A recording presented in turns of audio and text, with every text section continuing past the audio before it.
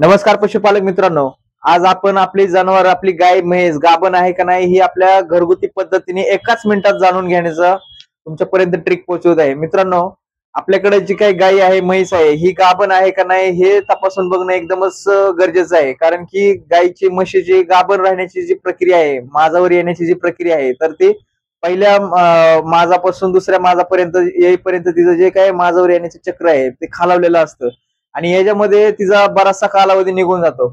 आपण ज्यावेळेस गाई किंवा म्हैस कृत्रिमरित्या डॉक्टर कडून आपण तिला ज्यावेळेस भरून घेतो, लावून घेतो, तर तिथून पुढं 21 दिवस ते 24 दिवस आपल्याला तर जी गाय ओरडली नाही किंवा परत माझावर आली नाही, तर आपण असं समजून जातो की आता आपली गाय गाभ राहिलेली आहे, गाभण राहिलेली आहे.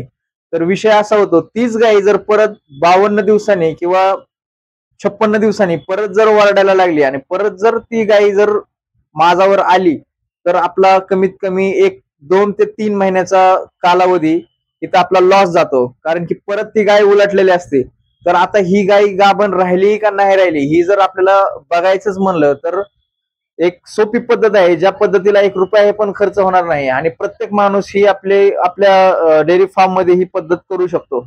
मोठ्या मोठ्या डेअरी फार्म मध्ये पॅकेज देऊन डॉक्टर 24 तास अवेलेबल असतात. पण आपल्या छोटे जे काय डेअरी फार्म आहेत, तर त्या ठिकाणी जर गाय भरायचं म्हणलं, तर गायचा जो भरण्याचा कालावधी आहे त्या कालावधीमध्ये डॉक्टर येणं किंवा डॉक्टरची टाळाटाळ करणं हे आपल्याला या गोष्टीला सामोरे जावं लागतं. आणि आपली जी काही गाय भरलेली आहे आणि ती जर परत उलटली, तर आपल्याला जो काय झालेला खर्च आहे हा पण खर्च आपल्यासाठी म्हणजे बुडीतच असतो. तर ही जी स्ट्रिक आहे, ही जी पद्धत आहे, तर ती सांगतो, व्हिडिओ स्किप करू नका, व्हिडिओ शेवटपर्यंत बघा. कारण की ही जी पद्धत आहे कशा पद्धतीने स्टेप बाय स्टेप करायची आहे ही आपण व्यवस्थित सांगणार आहे. त्यामुळे एक जरी ह्याच्यातली स्टेप हुकली तरी पण तुम्हाला समजणार नाही आणि नाही समजल्यामुळे परत ही स्ट्रिक काही कामाची ठरणार नाही.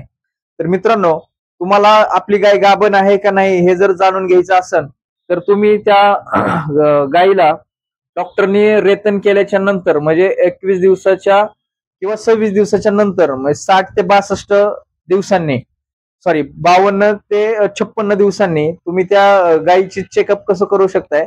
तर पहिल्यांदा तुम्ही ज्यावेळेस सकाळी सकाळी उठून धारा काढायला चारा टाकायला ज्यावेळेस तुम्ही डेअरी फार्म मध्ये जाताय, गायीच्या गोट्यामध्ये जाताय, त्यावेळेस गायीचा फ्रेश जी काय तिचं मूत्र आहे, तिचे जी काय लघवी आहे, तिचे युरिन आपल्याला एका पसरट भांड्यामध्ये घ्यायचे आहे. खाली पडलेलं जी काही लघवी आहे ती बिलकुल पण चालणार नाही, कारण की त्यामध्ये शेणाचं कण असणार आहे, धुळीचं कण असणार आहे.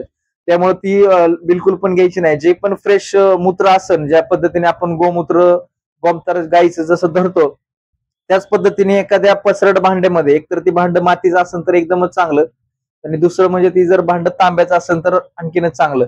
तर मातीच्या किंवा तांब्याच्या भांड्यामध्ये ती गाईचं गोमूत्र धरायचं आहे. आणि ती पण गोमूत्र फ्रेश असायला पाहिजे, म्हणजे सकाळचं गोमूत्र असायला पाहिजे. पहिल्याच वेळेस ज्यावेळेस गाय सकाळी सकाळी उभा राहते आणि उभा राहून ज्यावेळेस पण गाय लघवी करते, ती मूत्र आपल्याला घ्यायचं आहे. आणि त्यामध्ये आपल्याला मित्रांनो मोहरीचं तेल, मोहरीचं तेल म्हणजे आपल्याकडे महाराष्ट्रात जास्त कोणी खात नाहीत, आणि हे मोहरीचं तेल हरियाणा पंजाब या साईडला त्यांचं खाद्य तेलच आहे ती. आणि ही जी स्ट्रिक आहे ही हरियाणा पंजाब वाल्याच लोकांची आहे, ती आपल्यापर्यंत मी सांगतोय. व्हिडिओ तुम्ही शेवटपर्यंत बघा, आणि आपण जर चॅनलला नवीन असताल तर प्लीज चॅनल सबस्क्राईब करा. तर त्या मोहरीच्या तेलामध्ये आपल्याला थोडस तेल घेऊन ते मूत्र जे घेतलेलं आहे ते भांड एकदम व्यवस्थित स्वच्छ पहिलं धुवायचं आहे, आणि त्यानंतर त्याच्यामध्ये ते मूत्र धरायचं आहे.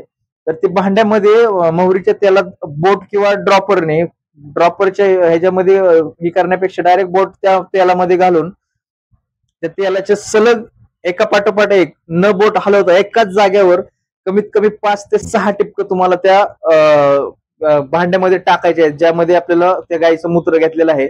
आणि ते जे टिपकं पडलेलं आहे ते जर टिपकं इकडं तिकडं जर वेगळ्या वेगळ्या दिशेने जर जात असतील, तर समजून घ्यायचं की आपली गाई गाभण नाही. आणि ते एकाच ठिकाणी टाकलेले जे 5-6 टिपकं आहेत, ते जर एकाच जागेवर पडून पडून पडून त्याचा जर एकच मोठा टिपका जर होत असेल, त्याचं जर क्षेत्र एकच होत असेल, तर समजून जायचं 100% आपली गाय गाभण आहे. तर मित्रांनो, हे आपला घरगुती आपल्या ग्रामीण भागातला 100% उपयोगी आणि 100% व्यवस्थित पुरेपूर काम करणारा हा उपाय आहे.